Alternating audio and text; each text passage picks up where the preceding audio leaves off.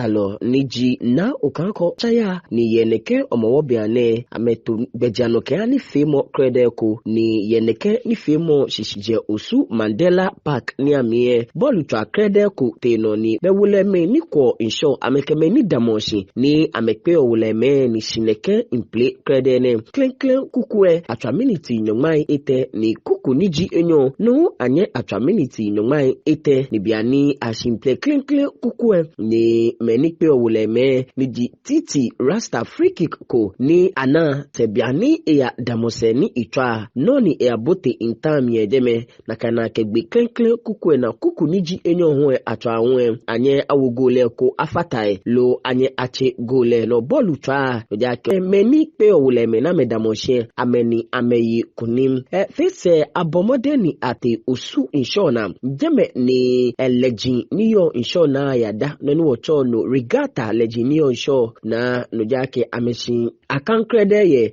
inshona jeme ni legend ekumeji ja guide okwe video abuin kano bini ahabo yowa akwe osu clote lion ensu nyamiye dromoji yehowa ni legend amedra ameminkui edwe ni ame ko insho keda klen legend eji dromoji yehowa na kano yehowa akwe ni ensu nyamiye ke abuin kano ameji klen me edwe ni amete biani amete ni ameba no jake yowa akwe ke abuin kano